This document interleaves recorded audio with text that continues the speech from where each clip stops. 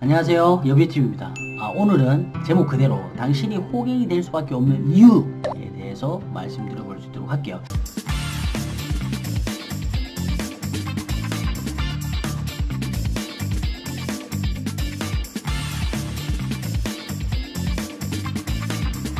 리얼 인테리어 쇼 여비TV. 인테리어를 하는 데 있어서 우리가 실질적으로 비용 산정을 하는 거, 그리고 인테리어 공사를 하는 거, 그리고 어떻게 하면 가성비롭게 싸게 할 수 있느냐라는 거는 방법이 있어요. 그 방법을 알지 않고 우리가 인테리어를 한다고 했을 때는 정말 호갱이 될 수밖에 없다. 왜 그런지에 대한 걸 제가 한번 설명을 좀 드리고, 그리고 우리가 인테리어를 할 때 인테리어를 하는 방법에 대한 거를 조금 살펴보면서 그럼 어떻게 하는 게 가장 좋은 건지에 대한 것들도 한번 알려드릴 수 있도록 제가 그렇게 한번 해볼게요. 그러려면 우선 필요한 게 뭐냐면 인테리어 공사에 대한 종류부터 알 필요가 있습니다. 제가 그것부터 한번 설명을 드려볼게요. 인테리어 공사 방법은요, 크게 세 가지가 있습니다. 뭐가 있을까요? 셀프 공사, 도급공사, 직영공사. 도급공사는 외주공사라고도 표현을 많이 하고요. 그리고 직영공사라는 게 있죠. 셀프는 너무나 많은 사람들이 알고 있어요. 그죠? 셀프 같은 경우는 뭡니까? 혼자 하는 거야. 그냥 혼자 도배하고 도장하고 막 그런 사람도 하는 거죠. 제가 아시는 분 중에 셀프 인테리어 이런 분들 봤어요. 셀프 인테리어로 막 샤시를 교체하시는 분들이 있어. 샤시를 뭐 1층이었기 때문에 어느 정도 가능한 부분이 있을 수는 있어요. 샤시 공장에다가 자기 포토 끌고 가가지고 막 실어가지고 막 하시는 그런 분들, 막 그러면서 샤시 막 설치하면서 셀카 팍 찍고 저 이거 뭐 해요 막 이렇게 하시는 분들도 있고요. 심지어는 바닥에 엑셀 파이프를 셀프로 까시는 분들도 봤습니다. 대단하신 거죠.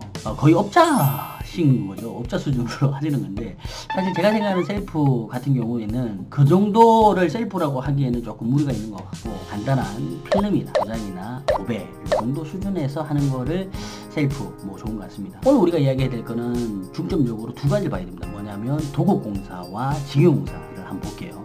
자, 도급공사라고 하면요, 이거예요.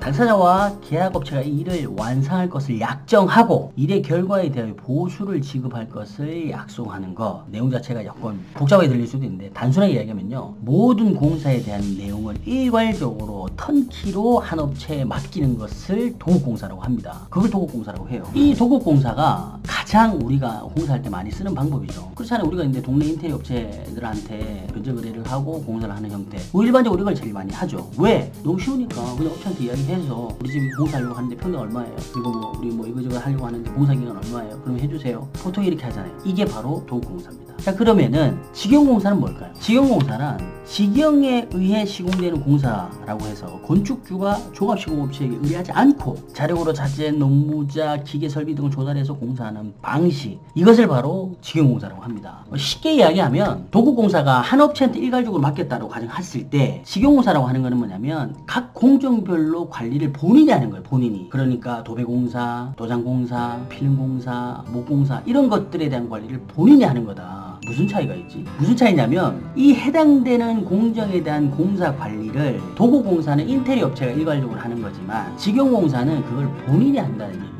쉽지 않겠죠. 일단은 도급공사보다 훨씬 어렵습니다. 왜 그럴까요? 기본적으로 모든 것들을 본인이 다 관리를 해야 되니까. 그래서 어려운 거예요. 조금 더 자세하게 표를 가지고 설명을 좀 드려볼 수 있도록 할게요. 자, 이렇게 제가 도급과 직영에 대한 표를 구성을 해봤는데요. 보시는 것처럼, 자, 업체 선정 및 계약, 도급공사 비교적 쉬워. 왜? 한 업체에다가 그냥 맡기면 되는 거거든. 그런데 직영공사는 어려워요. 왜 그러냐면 모든 공정별로 본인이 그걸 다 알아봐야 됩니다.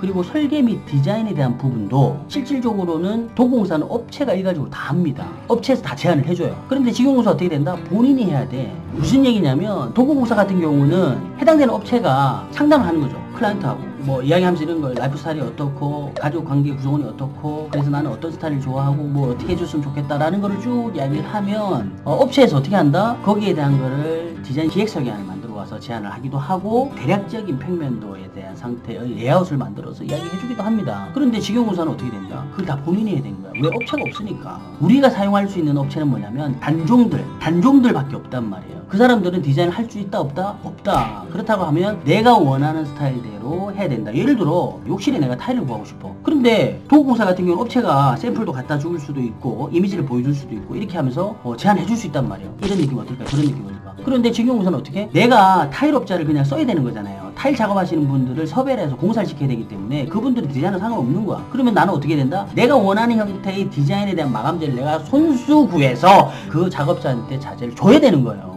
쉽지 않겠죠. 맞습니다. 그 작업까지도 본인이 하는 게 직영공사입니다. 자, 그리고 세 번째, 마감재 선정. 이건 이제 설계비 디자인과 연결되는 부분인데 업체 또한 일괄 협의 가능한 거죠. 그런데 이것도 공정별로 직접 방문해서 내가 확인을 다 해야 된다.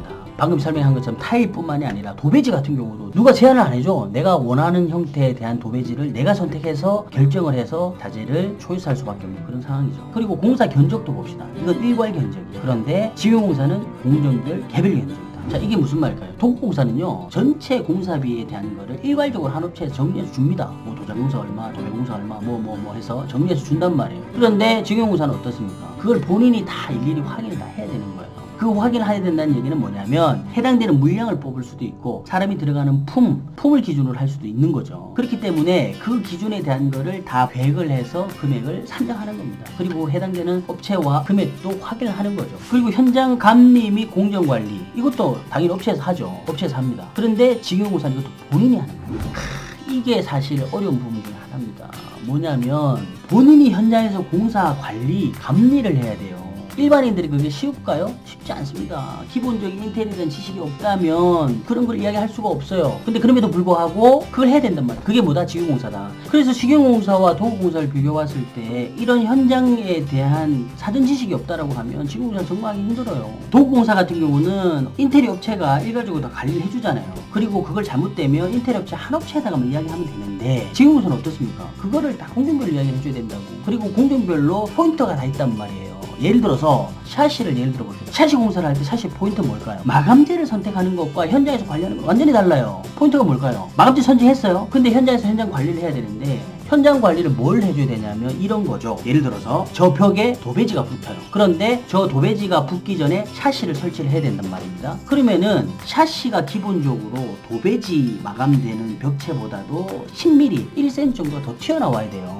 그리고 해당되는 계구부가 오픈 사이즈가 있을 때 샤시를 너무 빡빡하게 끼우면 그 나머지 공간을 우레탄 폼 사충을 할 수 없기 때문에 사이즈를 대략 한 0.5 또는 1cm 정도 공간의 여유를 두고 해당되는 마감보다 한 1cm 정도가 튀어나오게끔 설치를 해달라고 요청을 하고, 그리고 샤시와 계구부 그 사이에 우레탄 폼 사춤을 밀실하게 해달라는 거를 작업 지시를 현장에서 해야 됩니다. 그런데 그런 내용을 모르는 상태라고 하면 작업 지시가 될까요? 안 됩니다. 쉽지 않습니다. 직영공사가 사실 그런 기본적인 내용들에 대한 걸 숙지를 해야만 가능하다는 거죠. 그리고 계금 지급 조건도 보면요, 이거는 이제 한 업체에다가 계약금 주고 뭐 중도금 주고 자금 주고 이렇게 하면 돼요. 그런데 직영공사 같은 경우는 뭐냐면 각 공정별로 돈 다 줘야 돼. 무슨 얘기냐면 도배 끝나서 도배 작업자한테 돈 줘야 되고, 도장 끝나서 도장 작업자한테 돈 줘야 되고, 목공 끝나서 목공 작업자 돈 줘야 돼. 이렇게 다 개별로. 그리고 AS 같은 경우도 도급공사는 해당되는 업체가 1년 또는 2년 또는 요새 3년까지도 많이 해주죠. 3년 정도까지 AS를 해주고, 그리고 그 부분에 대해서 하자 영지권을 요구할 경우에 끊어주는 데들도 있습니다. 그런데 직영공사는 이게 힘들어요. 왜 그러냐면 일반적으로 각 공정별로 해당되는 업체, 공사 작업자들을 우리가 섭외를 해서 시공을 하는 거잖아요. 그러다 보니까 뭐 AS 개념이 별로 없어요. 처음에 뭐 정말 큰 문제가 생겼어. 그럼 한두 번 와서 작업을 하지. 그런데 그게 쉽지 않단 말이에요. 예를 들어서 욕실공사에서 방수했는데 방수가 제대로 안 돼가지고 밑에 누수가 생겼어. 연락 안 되는 경우가 대부분일 수 있습니다. 그렇기 때문에 현장 관리할 때 철저히 잘 해야 되는 그런 문제가 있을 수 있죠. 그래서 AS 부분에 대한 것들도 직영공사는 좀 힘들 수가 있다. 그런데 그럼에도 불구하고 우리가 직영공사를 하면 좋은 건 뭐냐면 바로 이거죠.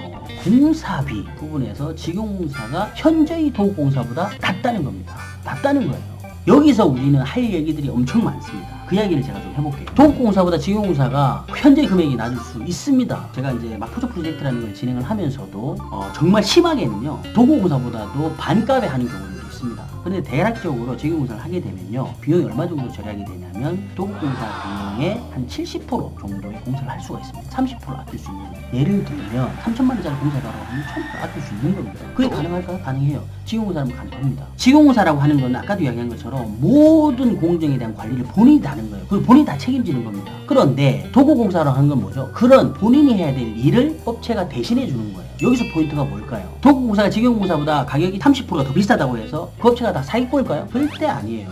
그 많은 분들이 제가 영상 올리면 오해하시는 분들이 있는데 직영공사와 도급공사는 완전히 다른 겁니다. 직영공사는 그런 모든 수고에 대한 노력을 본인이 하면서 비용을 절감시키는 거고요. 도급공사는 거기에 대한 비용에 대한 대가를 지불을 업체에다 하는 거예요. 그래서 비용이 올라갑니다. 그런데 한 30%가 왜 더 싸게 직영공사를 할 수 있냐라고 하는 거는 뭐냐면, 통상적으로 회사에서 업체들이 기업 이윤이라는 게 있어요. 그 기업 이윤을 조금씩 다르긴 한데요. 그 기업 이윤에 따라서 금액 차이가 날 수 있다. 생각해봐야 될 건 뭐냐면, 그러면 인테리어에 대한 공사 비용은 과연 어떻게 구성이 되느냐라는 거예요. 인테리어 공사 비용 어떻게 될까? 업체가 3천만 원, 4천만 원, 5천만 원 견적을 넣었어요. 근데 그 견적에 대한 세부 항목에 대한 견적 아이템들은 케이스 바이 케이스겠죠. 다 다를 수 있어요. 그런데 그 견적을 구성하는 요소에 대한 거는 대부분 동일합니다. 그게 뭐냐면, 첫 번째 자재비. 자재비에는 부자재가 포함되어 있는 거예요. 그 자재비가 있는 거예요. 그리고 두 번째 인건비가 있는 겁니다. 자재비하고 인건비 당연히 있겠죠. 근데 이 비용 두 가지는 직영공사든 도급공사이든 같다 틀리다 같아요. 같습니다. 어차피 자재 똑같은 거 쓰고 똑같은 인건비 적용하고, 물론 여기에서 조금의 차이는 있을 수 있어요. 그런데 실질적으로 업체에서 쓰는 자재와 본인이 선택한 자재 자체가 크게 다르지 않다면 가격 차이도 많이 나지 않겠죠. 물론 특정 업체들이 이거 거기다가 금액 올려서 하는 경우도 있겠지만 그건 배제하고요. 통상적으로는 인테리어 업체에서 쓰는 자재나 본인이 선택한 자재, 그리고 인테리어 업체에서 쓰는 공사 노무비나 본인이 개인적으로 소비해서 쓰는 노무비나 비슷하다는 얘기예요. 그럼 차이가 어디서 날까요? 그 차이는 결국 뭐냐면, 그 회사의 경비와 순수한 기업 이윤에 대한 차이입니다. 그 가격이 차이가 나는 거예요. 경비라는 거는 실질적으로 그렇잖아요. 왔다 갔다 교통비도 들어갈 거고 밥값도 들어갈 거고, 필요에 따라서 여러 가지 어떤 쓰는 부대 비용들이 있을 거 아닙니까? 그런 비용들이 포함되어 있는 거고요. 물론 여기에는 세금에 대한 문제들도 포함될 수 있겠죠. 그리고 나머지 그걸 뺀 순수한 그 기업에 대한 기업 이윤이라는 게 있어요. 그 이윤이라는 건 뭘까요? 그 노동에 대한 대가를 그 회사가 가져가는 거죠. 그게 바로 기업 이윤이라는 겁니다. 그래서 자재와 노무비, 경비와 기업 이윤이라는 네 가지를 놓고 봤을 때는 직영공사는 이 두 가지 기업에 대한 이윤과 경비에 대한 이윤이 빠지기 때문에 싼 거예요. 그리고 그것 때문에 본인이 투자하고 노력을 해서 비용을 절감시키는 겁니다. 그렇기 때문에 그런 부분들에 대한 거를 전혀 막 생각하지 않고, 야 그러면은 그 금액 할 수 있으니까 업체도 다 사기꾼이네, 절대 아니라는 얘기예요. 그건 아닙니다. 그래서 제가 영상을 항상 올릴 때 그런 부분들에 대한 이야기를 많이 듣기 때문에 이거 참고하시라고 말씀을 드리는 거고요. 그리고 그만큼 가격을 싸게 할 수 있는 만큼 직영공사라는 게 쉬운 작업이 아니라는 걸 말씀을 드리고 싶은 거예요. 제가 이제 막포조 프로젝트라는 걸 진행하잖아요. 의뢰인들 있잖아요. 너무 힘들어서 막 링겔 맞고 막 그렇게 일을 합니다. 해당되는 거를 진행하기 위해서는 너무나 많은 것들을 알아보고 확인하고 자기가 다 결정해야 되니까, 그걸 제가 옆에서 그냥 컨설팅 하는 형태고 도움을 주는 수준인 거예요. 그렇기 때문에 그런 부분들에 대한 거는 오해는 절대 하지 말자라는 부분 하나가 있고, 또 하나 제가 이제 그 이야기했잖아요. 호갱될 수밖에 없는 이유. 우리 이런 실수 정말 많아요. 우리 집 인테리어 공사를 해. 우리 집 30평이야 또는 20평이야 24평이야. 그런데 인테리어 공사를 하는데 업체한테 그냥 전화를 해서 물어봅니다. 사장님, 저 인테리어 공사 좀 하려고 하는데요, 얼마예요? 대부분 그러지 않나요? 제가 알기로 10명 중에 7명, 8명은 그렇게 이야기합니다. 이렇게 되면 어떻게 된다? 그냥 호갱이 되는 거예요. 왠지 아세요? 우리가 인테리어라고 하는 거를 공사를 할 때요, 가장 중요한 건 뭐냐면, 해당되는 공사에 대한 범위와 마감재 수준을 결정을 한 뒤에 업체 견적을 확인해야 되는 건데, 그런 것들이 다 배제가 된 상태에서 그냥 공사 금액이 얼마인지 물어보는 거예요. 이 이야기는 마치 뭐냐면 이런 거죠. 내가 현대자동차를 갔어. 그 기아자동차 또는 외제차 브랜드 막 갔는데 이러는 거죠. 차 얼마예요? 그냥 아무 생각도 없어. 그냥 뚜벅뚜벅 걸어가. 뚜벅뚜벅 걸어가서 이야기하는 거야. 너 차, 나 고객이야. 너 얼마야? 그거 똑같은 거예요.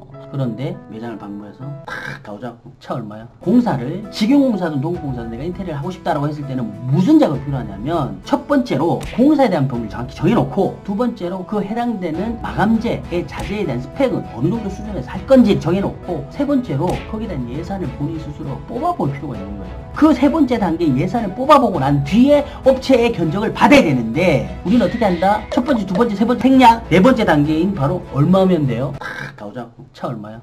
아무튼 제가 오늘 영상을 이렇게 찍었던 이유는, 실질적으로 직영공사를 하든 도급공사를 하든 뭐가 중요하고 뭐가 필요하고 뭘 알아봐야 되는지를 정확히 모르는 상태에서 하기 때문에 많은 문제들이 생긴다라는 얘기를 좀 하고 싶었습니다. 이번 영상도 좋았다면 댓글 많이 달아주시고 좋아요와 구독도 부탁드리겠습니다. 자, 그러면은 다음 시간에 또 더 좋은 영상으로 찾아뵙도록 하겠습니다. 그럼 다음 시간에 봐요. 제발.